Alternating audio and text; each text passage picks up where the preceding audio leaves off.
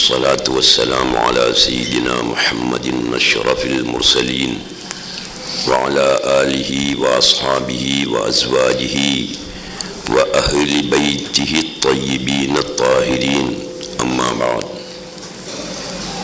அன்புள்ள சகோதரர்களே, அல்லாஹ்வின் நல்லடியார்களே, ஞான வழி தோழர்களே, சகோதரிகளே,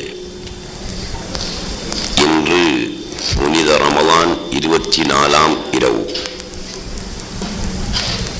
முப்பெரும் நாதாக்களை நினைவு கூறுவதற்காக இந்த இடத்திலே ஹத்முல் குர்ஆன் நிகழ்ச்சியை முடித்துவிட்டு நாங்கள் வீட்டிருக்கிறோம். நபியுல்லாஹி ஸல்லல்லாஹு அலைஹி வஸல்லம் சொன்னார்கள், உذ்குரு மஹாசின மௌதாக்கும் வகுஃபு அன் மசாபீஹிம். மரணித்தவர்களின் நன்மைகளை எடுத்து பேசுங்கள், அவர்கள் செய்த தப்பு தவறுகளை பேசாதீர்கள் என்று சொல்லியிருக்கிறார்கள். அந்த அடிப்படையில் இந்த முப்பெரும் நாதாக்களும் செய்த நன்மைகளை பற்றி உங்கள் மத்தியிலே சுருக்கமாக தரலாமென நான் நினைக்கிறேன். ஒருவர் ஹைதராபாத் மாநிலத்தில் ஷம்ஷியாபாத் என்ற ஊரில் பிறந்து அங்கேயே வாழ்ந்து அங்கேயே இறையடி சேர்ந்து சமாதி கொண்டிருக்கின்ற ஷேக் அப்துல் காதிர் சூஃபி ஹைதராபாதி ரலியல்லாஹு தஆலா அன்ஹு அவர்கள். மற்றவர் காத்தான்குடியில் பிறந்து அட்டாளச்சேனையில் வாழ்ந்து அங்கேயே சமாதி கொண்டிருக்கின்ற ஷேக் அஹ்மத் மீரான் வெள்ளி ஆலிம் அவர்கள். மற்றவர் காயல்பட்டணத்தில் பிறந்து கொழும்பு குப்பிகாவத்தையில் அடங்கப்பட்டிருக்கின்ற ஷேக் அப்துல் காதிர் சூஃபி அவர்கள். இந்த மூன்று நாதாக்களின் நினைவாக நமது பள்ளிவாயலில் ரமலான் 24ஆம் இரவு நிகழ்ச்சி நடைபெறுவது உங்களுக்கு தெரியும். இவர்களில் 1984ஆம் ஆண்டு இறையடி சேர்ந்த ஷேக் அப்துல் காதிர் சூஃபி அவர்களின் நினைவாகத்தான் இன்று நாங்கள் கூடியிருக்கிறோம். அவர்கள் 1984ஆம் ஆண்டு ரமலான் மாதம் பிறை 24ஆம் இரவு இறையடி சேர்ந்தார்கள். அவர்கள் இறையடி சேர்ந்த அந்த நேரத்தில் நானும் இப்ராஹிம் மௌலவி அவர்களும் இந்தியாவிலே இருக்கின்றோம். கப்பலிலே வந்து கொண்டிருக்கின்ற பொழுது நடுக்கடலில் வைத்துத்தான் சூஃபி ஹஸரத் அவர்கள் காலமான செய்தியை அக்கரை பற்றி சேர்ந்த ஒருவர் எங்களிடம் தெரிவித்தார். அப்பொழுதுதான் எங்களுக்கு தெரியும். சூஃபி ஹஸரத் அவர்களை பற்றி ஒரு சில குறிப்புகளை தரலாம் என விரும்புகிறேன். சூஃபி ஹஸரத் அவர்கள்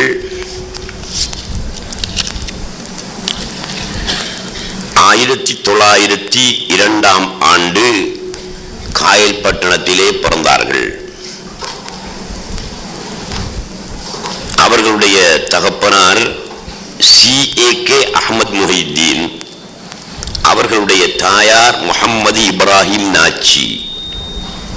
காயல்பட்டணத்தில் பிரசித்தி பெற்ற குடும்பங்களில் கம்பனியார் குடும்பம் என்று ஒரு குடும்பம் இருந்து வந்தது. அந்த குடும்பத்திலே தான் சூஃபி ஹஸரத் அவர்கள் 1902ஆம் ஆண்டு பிறந்தார்கள்.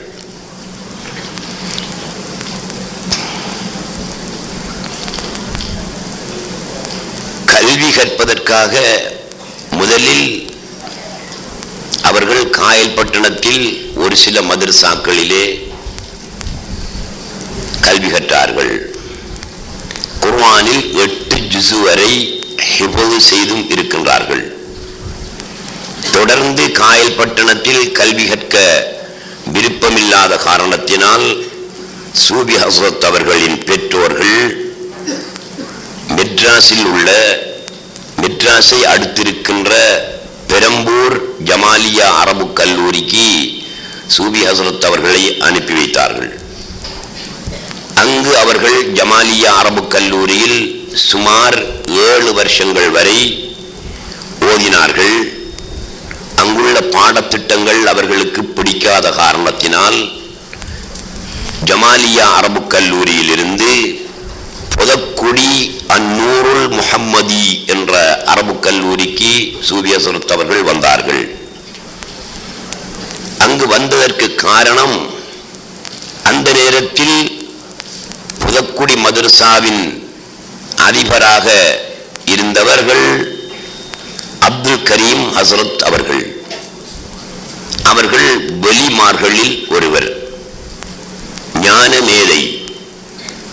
ஆகையினால் புதக்குடிக்கு சென்று அப்துல் கரீம் ஹசரத் அவர்களிடத்திலே ஞான கல்வியை படிக்க வேண்டும் என்ற ஆர்வத்தோடு சூபி ஹசரத் அவர்கள் புதக்குடிக்கு வந்து சேர்ந்தார்கள். புதக்குடியிலே ஓதிக்கொண்டிருக்கக்கூடிய காலகட்டத்தில்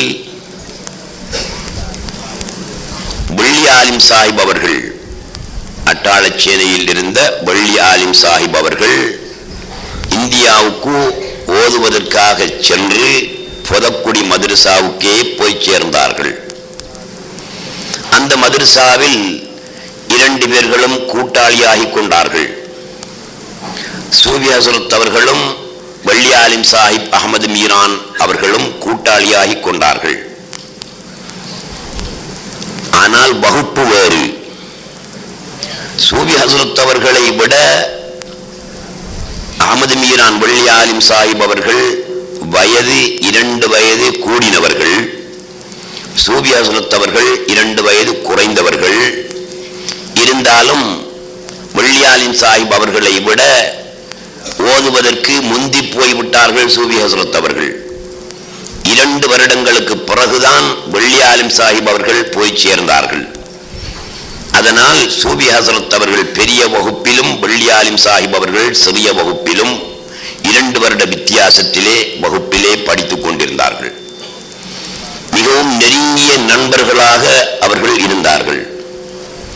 அப்படி இருக்கின்ற காலகட்டத்தில் ஹைதராபாத்தில் இருந்து ஷேக் அப்துல் காதிர் சூஃபி ஹைதராபாதி என்று ஒரு பெரியார் மெட்ராஸுக்கு வந்திருப்பதாக ஒரு தகவல் கிடைத்தது. அப்துல் கரீம் ஹசரத் அவர்கள், அதாவது இவர்கள் ஓதிக்கொண்டிருந்த மதரசாவின் அதிபர் அப்துல் கரீம் ஹசரத் அவர்கள் ஒரு வலியுல்லா. அவர்கள் மாணவர்களிடத்திலே சொல்லி இருக்கிறார்கள், மெட்ராஸுக்கு ஒரு பெரிய மனிதர் வந்திருப்பதாக கேள்விப்படுகிறேன். அவர்களை போய் சந்தித்து விட்டு நான் வருகிறேன். முடியுமாயிருந்தால் அவர்களை புதக்குடி இந்த மதரசாவுக்கும் நான் அழைத்து வருவேன் என்று மாணவர்களிடத்திலே சொல்லிவிட்டு அப்துல் கரீம் ஹசரத் அவர்கள் மெட்ராஸுக்கு, சென்னைக்கு போய்விட்டார்கள். அங்கே ஒரு பெரிய கொடைவள்ளல், பெரிய ஒரு செல்வந்தரின் வீட்டிலே ஹைதராபாத் சூஃபி ஹசரத் அவர்கள் தங்கியிருந்தார்கள். அப்துல் கரீம் ஹசரத் அவர்களும் அந்த வீட்டிற்கு சென்று அவர்களை சந்தித்தார்கள். அங்கே ஹைதராபாத் சூஃபி அவர்களை சந்திப்பதற்கு அப்துல் கரீம் ஹசரத்துடைய ஷேக் படேசா ஹசரத் பத்ருத்தீன் ஹசரத் அவர்களும் மெட்ராஸுக்கு சென்றிருந்தார்கள். அப்துல் கரீம் ஹசரத் அவர்கள் ஹைதராபாத் சூஃபி அவர்களை முசாபஹா செய்துவிட்டு பக்கத்திலே நிற்கும் போது இவர்களுடைய ஷேகாகிய பத்ருத்தீன் படேசா ஹசரத் அவர்கள் ஹைதராபாத் சூஃபி அவர்களை முசாபஹா செய்துவிட்டு முஆனகாவும் செய்துவிட்டு ஒரு வசனம் சொன்னார்கள். ஆப்கு குத்துபு பனாயா, உங்களை அல்லாஹ் தஆலா குத்துபாக ஆக்கி இருக்கிறான் என்று ஒரு வசனம் உருதுவிலே சொன்னார்கள். அப்துல் கரீம் ஹசரத் அவர்களுக்கு அந்த நேரம் உருது தெரிந்திருக்கவில்லை. அதனால் தன்னுடைய ஷேகிடம் தாங்கள் சொன்ன வசனத்தின் விளக்கம் என்னவென்று கேட்டார்கள். குத்துபாக அல்லாஹ் தஆலா ஆக்கியிருக்கிறான் என்பது அதனுடைய அர்த்தம். அவர்களை பார்த்து நான் சொன்னேன், அவர்கள் குத்துபு என்று சொன்னார்கள். இதை கேட்ட அப்துல் கரீம் ஹசரத் அவர்கள் அவர்களுடைய காலில் விழுந்து, நீங்கள் எங்களுடைய மதரசாவுக்கு வர வேண்டும், எங்களுடைய மாணவர்களை பார்க்க வேண்டும், மதரசாவிலே நீங்கள் ஒரு சில நாட்கள் தங்கி இருக்க வேண்டும், உங்களுடைய ஞான உரைகளை நாங்கள் கேட்டு தெளிவடைய வேண்டும் என்று வேண்டினார்கள். அதற்கேற்ப ஹைதராபாத் சூஃபி ஹசரத் அவர்களும் புதக்குடிக்கு வந்து சேர்ந்தார்கள். புதக்குடிக்கு வந்து சேர்ந்த நேரத்தில் புதக்குடி மதரசாவிலே இலங்கையைச் சேர்ந்த அட்டாளச்சேனை வெள்ளியாலிம் சாஹிப் அவர்கள் ஓதிக்கொண்டிருக்கிறார்கள். புத்தளத்தைச் சேர்ந்த புத்தளத்தாலிம் என்று சொல்லப்படுகின்ற அபூபக்கர் ஆலிம் ஓதிக்கொண்டிருக்கிறார்கள். காயல்பட்டணத்திலிருந்து சூஃபி ஹசரத் அவர்களும் ஓதிக்கொண்டிருக்கிறார்கள். எல்லா மாணவர்களிடத்திலும் முசாபஹா செய்த ஹைதராபாத் சூஃபி ஹசரத் அவர்கள் தங்களுடைய பேக்கை திறந்து கிதாபுகள் எடுத்து, அவர்கள் எழுதிய ஒரு கிதாபை எடுத்து நிறைய பிரதிகள் கொண்டு வந்திருந்தார்கள். அதில் மாணவர்களில் ஒவ்வொருவருக்கும் ஒவ்வொரு பிரதி கொடுத்து கொண்டே போனார்கள். சூஃபி ஹசரத் அவர்களும் இடையிலே இருந்தார்கள். அவர்களுக்கு அந்த பிரதியை கொடுக்கவில்லை. இன்னும் ஒரு இடத்திலே வள்ளியாலிம் அகமது மீரான் வள்ளியாலிம் சாஹிப் இருந்தார்கள். அவர்களுக்கும் அந்த பிரதியை கொடுக்கவில்லை. இன்னொரு இடத்திலே புத்தளத்தாலிம் அபூபக்கர் மௌலவி அவர்கள் இருந்தார்கள். அவர்களுக்கும் கொடுக்கவில்லை. மற்ற மாணவர்கள் அத்தனை பேருக்கும் கொடுத்தார்கள். கொடுத்துவிட்டு இந்த இரண்டு பேரையும், சூஃபி ஹசரத் அவர்களையும் வள்ளியாலிம் சாஹிப் அவர்களையும் பார்த்து ஹைதராபாத் சூஃபி அவர்கள் சொன்னார்களாம், நீங்கள் இருவரும் ஹைதராபாத்துக்கு வந்து என்னை சந்திக்க வேண்டும் என்று சொன்னார்களாம். புத்தளத்தாலிமுக்கும் கிதாப் கொடுக்கவில்லையே. அவர் உடனே எழுந்து வந்து, இவர்கள் இரண்டு பேருக்கும் நீங்கள் கிதாப் கொடுக்கவில்லை, இவர்கள் இரண்டு பேரையும் ஹைதராபாத்துக்கு வர சொல்லி இருக்கிறீர்கள், எனக்கும் கிதாபு தரவில்லை, ஆனால் எனக்கு ஒன்றுமே சொல்லவில்லையே, நான் வரலாமா என்று கேட்டாராம். அதற்கு ஹைதராபாத் சூஃபி அவர்கள் சொன்னார்களாம், லா நசீப லக, உங்களுக்கு நசீபு இல்லை என்று சொன்னார்களாம். சொல்லிவிட்டு 2 நாட்கள் அங்கே தங்கி இருந்து விட்டு ஹைதராபாத் சூஃபி அவர்கள் ஹைதராபாத்துக்கு போய்விட்டார்கள். அப்துல் கரீம் ஹசரத் அவர்களிடத்திலே இவர்கள் எல்லாம் ஓதிக்கொண்டிருந்து சூஃபி ஹசரத் அவர்கள் ஓதி முடித்து விட்டார்கள். தன்னுடைய நண்பனான வள்ளியாலிம் சாஹிப் அவர்களிடத்திலே கேட்டார்கள், ஹைதராபாத்துக்கு வர சொல்லி இருக்கிறார்களே, நான் ஓதி முடித்து விட்டேன், நீங்கள் ஓதி முடிப்பதற்கு இன்னும் 2 வருடங்கள் இருக்கின்றன, என்ன செய்வது என்று கேட்டார்கள். ஹைதராபாத் சூஃபி அவர்களிடத்திலே போவதற்கு 2 பேரும் தான் போக வேண்டும், நான் ஓதி முடிக்கும் வரை நீங்கள் இங்கே தங்கியிருங்கள் என்று வள்ளியாலிம் சாஹிப் அவர்கள் சூஃபி ஹசரத்துக்கு சொன்னார்கள். அதன்படி சூஃபி ஹசரத் அவர்கள் ஓதி முடித்திருந்தாலும் கூட மேலதிகமாக 2 வருடம் அப்துல் கரீம் ஹசரத் அவர்களுக்கு ஹிதுமத்து செய்து கொண்டு சிறிய பாடங்களையும் ஓதி கொடுத்து கொண்டு அங்கேயே இருந்தார்கள். 2 வருடங்களின் பின் வள்ளியாலிம் சாஹிப் அவர்களும் ஓதி முடித்து விட்டார்கள். இவர்கள் கடிதம் எழுதி கேட்டார்கள் ஹைதராபாத் சூஃபி அவர்களுக்கு, வருமாறு சொன்னீர்களே, எப்போது வர வேண்டும் என்று கேட்டு எழுதினார்கள். அதற்கு அவர்கள் பதில் எழுதியிருந்தார்கள், என்னுடைய வாசல் எப்போதும் திறக்கப்பட்டிருக்கும், வரலாம் என்று எழுதியிருந்தார்கள். 1349 ஹிஜ்ரி, அதாவது 1929 ஆண்டு அவ்விரண்டு பேரும் மெட்ராஸ், அதாவது புதக்குடியில் இருந்து ஹைதராபாத்துக்கு ட்ரெயினிலே பிரயாணம் செய்கிறார்கள். ட்ரெயினிலே பிரயாணம் செய்த இருவருக்கும் ஹைதராபாத் புதிய ஊரு. ரயில்வே ஸ்டேஷனிலே இறங்கி நடந்து வரும்போது ஒரு போலீஸ்காரனிடத்திலே, இங்கே அப்துல் காதிர் அமீர் சூபி என்று ஒரு பெரிய மனிதன் இருக்கிறார்களே, அவர்களுடைய வீடு எது என்று கேட்டார்கள். போலீஸ்காரன் அந்த 2 பேரையுமே அந்த வீட்டுக்கே அழைத்து வந்து விட்டான். அந்த போலீஸ்காரனுக்கு அவர்களை பற்றி தெரிந்திருந்தது, அதனால் வீட்டுக்கு அழைத்து வந்து விட்டான். வீட்டின் உள்ளே போன நேரம் பகல் சாப்பாட்டு நேரம். உள்ளே போனால் 3 பேர்களுக்கு சாப்பாடு அங்கே வைக்கப்பட்டிருக்கிறதாம். ஒரு பீங்கானில் ரொட்டி இருக்கிறதாம், 2 பீங்கானில் சோறு இருக்கிறதாம். ஹைதராபாத் சூஃபி அவர்கள் சோறு சாப்பிட மாட்டார்களாம், ரொட்டி தான் எப்போதும் சாப்பிடுவார்களாம். இவர்கள் உள்ளே போனவுடன் இவர்களுக்கு அதிசயமாகிவிட்டது. உட்கார்ந்தார்கள். ஹைதராபாத் சூஃபி அவர்கள் ரொட்டியை சாப்பிட்டார்கள்.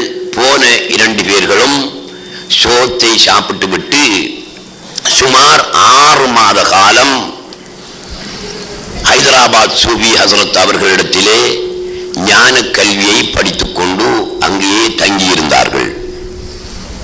2 பேருக்கும் சூஃபி ஹசரத் ஹைதராபாத் சூஃபி ஹசரத் அவர்கள் பையாத்து கொடுப்பதற்கு நாடி 2 பேரையும் அழைத்து சென்று ஒரு பாழடைந்த கிணத்தை காட்டி, இந்த கிணற்றில் உங்களை விடுமாறு நான் சொன்னால் நீங்கள் விழுவீர்களா என்று கேட்டார்களாம்.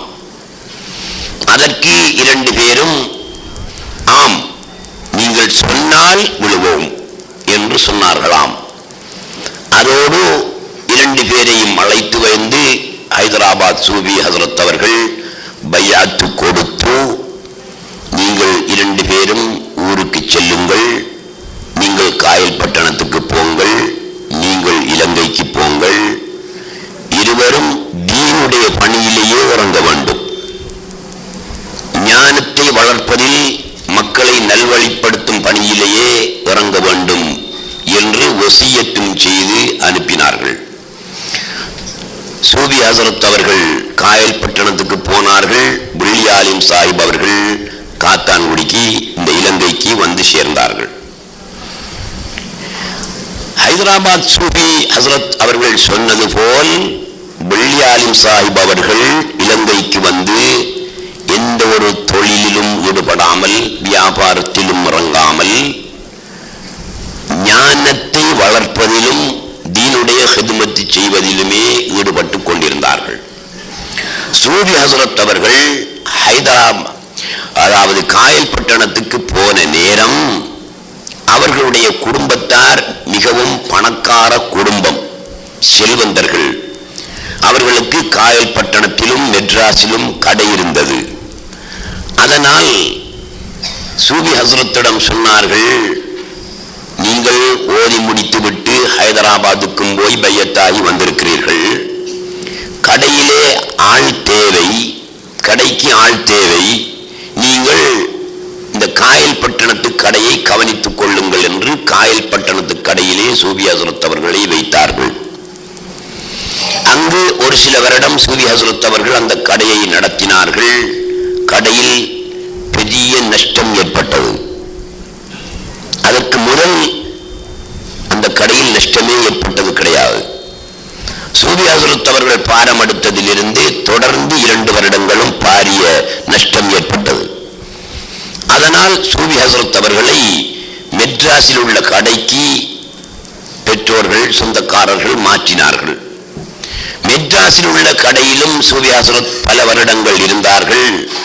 இவர்கள் பாரம் எடுத்த வருடத்திலிருந்து பாரிய நஷ்டமே அந்த கடைக்கு ஏற்பட்டது.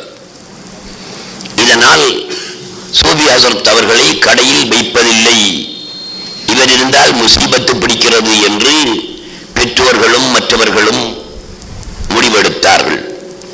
இப்படி இருக்கும்போது 1930ஆம் ஆண்டு சூஃபி ஹசரத் அவர்கள் காயல் பட்டணத்திலே திருமணம் செய்ய வேண்டிய ஒரு சந்தர்ப்பம், ஒரு சூழ்நிலை ஏற்பட்டது. அவர்கள் 30ஆம் ஆண்டு திருமணம் செய்தார்கள். 1932ஆம் ஆண்டு அவர்களுடைய மனைவி காலமானார்கள். 2 வருடங்கள் தான் சூஃபி ஹசரத் அந்த மனைவியோடு இருந்தார்கள். அவர்களுக்கு ஒரு ஆண் குழந்தை பிறந்தது. சூஃபி ஹஸ்ரத் அவர்களுடைய 1930ஆம் ஆண்டு நடைபெற்ற திருமணத்தில் ஹைதராபாத் சூஃபி ஹஸ்ரத் அவர்களும் வந்து கலந்து கொண்டிருக்கிறார்கள். மாப்பிள்ளையாக சூஃபி ஹஸ்ரத் அவர்கள் வெளிக்கிட்டு எல்லோரிடத்திலும் சலாம் சொல்லும் போது முதலாவதாக தன்னுடைய ஷேக் ஹைதராபாத் சூஃபி அவர்களிடத்திலே சலாம் சொன்னவுடன் அவர்கள் சொன்னார்களாம், உனக்கு அடுத்த மாலை ஒன்று காத்திருக்கிறது என்று சொன்னார்களாம். அதாவது இந்த மனைவி மரணிப்பால் இன்னொரு மனைவி உனக்கு வருவாள் என்ற கருத்தை இந்த சந்தர்ப்பத்திலேயே அவர்கள் சுட்டி காட்டினார்களாம். இருந்தவர்களுக்கு புரியவில்லை. 32ஆம் ஆண்டு சூஃபி ஹஸ்ரத் அவர்களுடைய மனைவி மரணித்த நேரத்தில் தான் ஹைதராபாத் சூஃபி அவர்கள் இன்னொரு மாலை காத்திருக்கிறது என்று சொன்ன கதையின் ரகசியத்தை சூஃபி ஹஸ்ரத் அவர்களும் மற்றவர்களும் புரிந்து கொண்டார்கள். 32ஆம் ஆண்டு முதலாவது மனைவி காலமானவுடன் 1934ஆம் ஆண்டு 2 வருடங்களுக்கு பிறகு காயல்பட்டணத்தில் இன்னொரு பெண்ணை சூஃபி ஹஸ்ரத் அவர்கள் மணந்தார்கள், திருமணம் செய்தார்கள். அதில் பல குழந்தைகள் பிறந்தன. 1946ஆம் ஆண்டு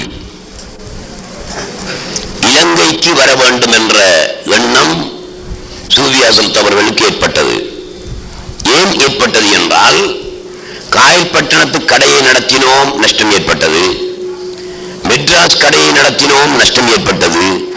வேறு தொழில்களில் ஈடுபட்டு பார்த்தோம், அதிலும் நஷ்டம் ஏற்பட்டது.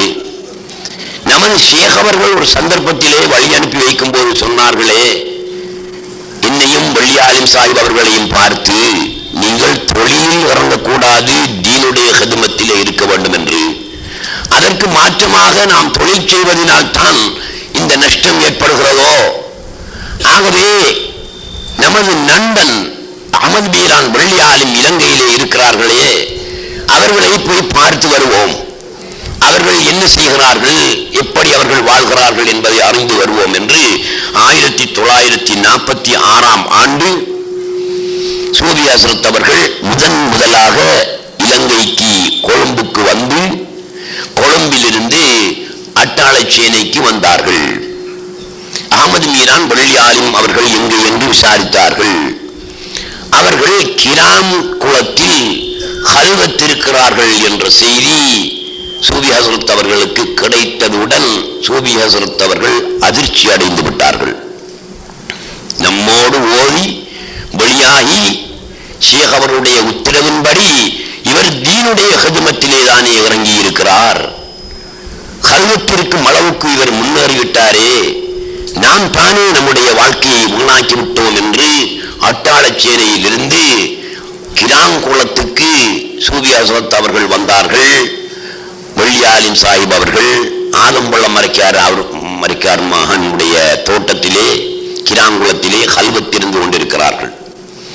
அவர்களோடு சுமார் 1.5 மாதம் கிராங்குளத்திலே சூஃபி ஹஸ்ரத் அவர்கள் தங்கியிருந்து, பழைய நண்பர்கள் அல்லவா, 2 பேரும் ஒன்றாக இருந்து சந்தோஷமாக அவர்களும் 1.5 மாதம் கிராங்குளத்திலே கல்வத்தி இருந்தார்கள். இருந்துவிட்டு நான் ஊர் போய் வருகிறேன் என்று மீண்டும் சூஃபி ஹஸ்ரத் அவர்கள் காயல்பட்டணம் சென்று விட்டார்கள். அங்கு போனாலும் அவர்களுக்கு நிம்மதி கிடைக்கவில்லை. மீண்டும் 1949ஆம் ஆண்டு முதலில் வந்தார்கள். 46ஆம் ஆண்டு, அதற்கு பிறகு 1949ஆம் ஆண்டு இலங்கைக்கு சூஃபி ஹஸ்ரத் அவர்கள் வந்து கொழும்பிலே இருக்கின்ற சம்மாங்கோட் பள்ளி வாசலில் பேசிமாமாக கடமை செய்தார்கள்.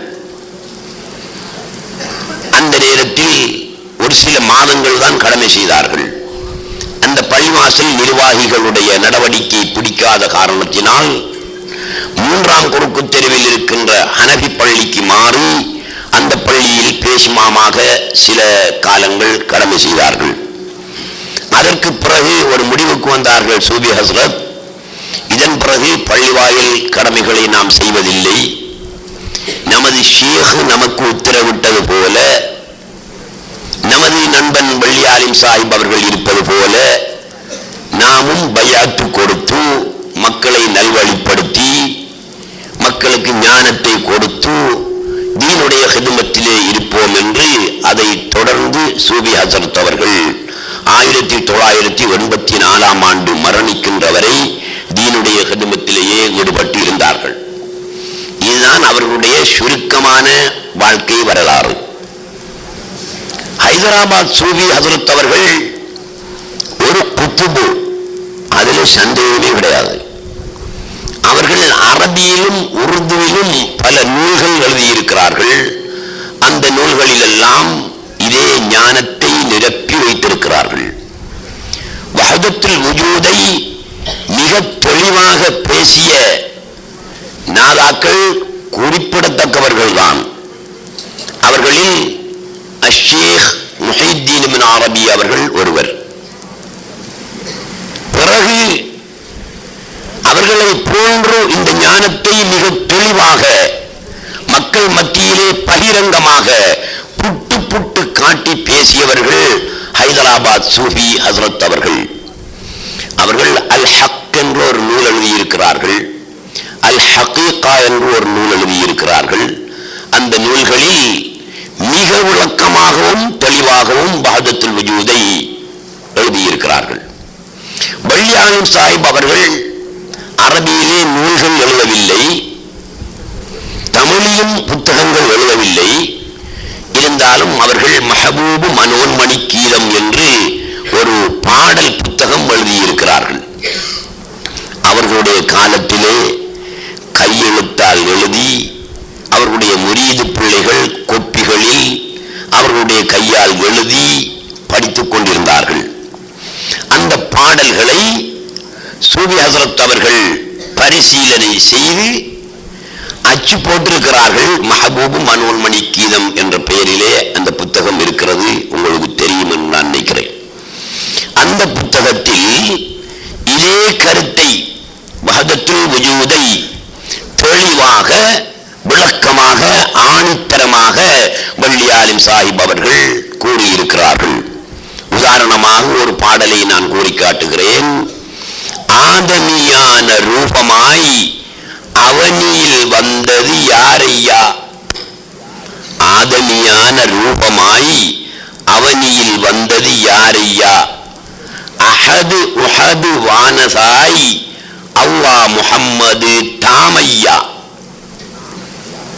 ஆதமியான ரூபமாய் என்றால் மனிதனுடைய உருவத்தில் இந்த உலகத்தில் வந்தது யார் என்று கேட்கிறார்கள். ஆதமியான ரூபமாய் அவனியில் வந்தது யாரையா?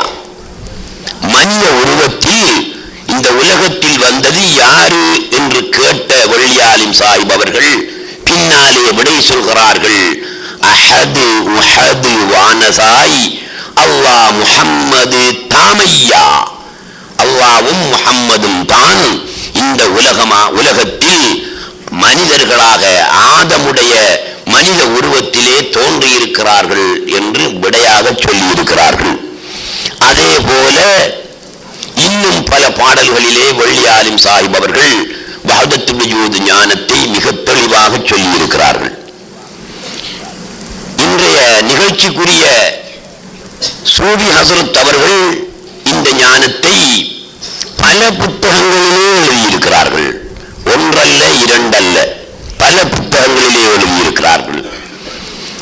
ரஸாலி இமாமுடைய மிஷ்காத்துல் அன்வார் என்ற நூலை தமிழிலே மொழிபெயர்த்திருக்கிறார்கள். துஹஃபத்துல் முர்ஸலா என்ற நூலை தமிழிலே மொழிபெயர்த்திருக்கிறார்கள். அஸ்ராருல் ஹல்வத் என்ற நூலை தமிழிலே மொழிபெயர்த்திருக்கிறார்கள். இந்த நூல்களிலெல்லாம் முழுக்க முழுக்க திட்டத் தெளிவாக இந்த வஹதத்துல் வஜூதுடைய கருத்து தான் சொல்லப்பட்டிருக்கிறது. சூஃபி ஹஜ்ரத் இதே கருத்தை தான் சொன்னார்கள்.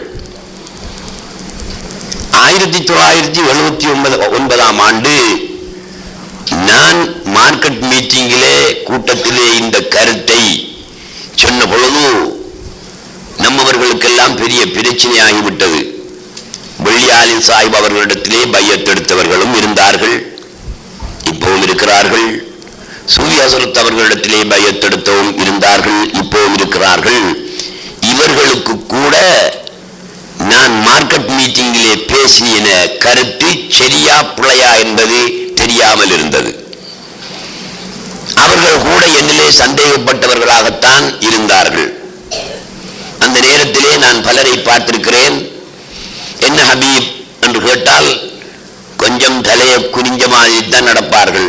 ஏதோ இவன் தவறுண்டு சொல்லி போட்டான், எங்கட வள்ளி ஆலிம் சாஹிப் இப்படி சொல்லல, எங்கட சூஃபி ஹஸரத் இப்படி சொல்லல, இவன் ஏதோ ஒரு தவறை சொல்லிவிட்டான் என்ற பாணியிலே அவர்களும் கொஞ்சம் தலையை குனிந்தவர்களாகத்தான் இருந்தார்கள். நான் இவர்களிடத்திலே சொன்னேன், கூடுதலாக சூஃபி ஹஸரத் அவர்களிடத்திலும் வள்ளி ஆலிம் சாஹிப் அவர்களிடத்திலும் பையத்தானவர்கள் தான் நமது பள்ளிவாயல் நிர்வாகிகளாக அந்த நேரத்திலே இருந்தார்கள். இப்போவும் ஒரு சிலர் இருக்கிறார்கள். இவர்களிடத்திலே நான் சொன்னேன், நான் சொன்னது சரியா பிழையா என்று உங்களுக்கு தெளிவாகவில்லை. சூஃபி ஹஸரத் அவர்கள் சொன்னால் நம்புவீர்களா என்று கேட்டேன். பிறகு சாப்பாட்டிற்கு பிறகு ஒரு 50 பேர் அளவிற்கும் இந்த பள்ளிவாசல் நிர்வாகிகளில் முக்கியமானவர்கள், நம்மோடு சம்பந்தப்பட்டவர்கள், சூஃபி ஹஸரத் அவர்களிடத்திலும் வள்ளி ஆலிம் சாஹிபிடத்திலும் பையத்தானவர்கள் எல்லாரும் சேர்ந்து சுமார் 50 பேர்கள் ஹபீபா ஹாஜியாருடைய வீட்டுக்கு ஒரு இரவு 10 மணிக்கு போனோம். எஸ்கே ஹாஜியாருடைய தலைமையில் தான் அந்த கூட்டம் நடைபெற்றது.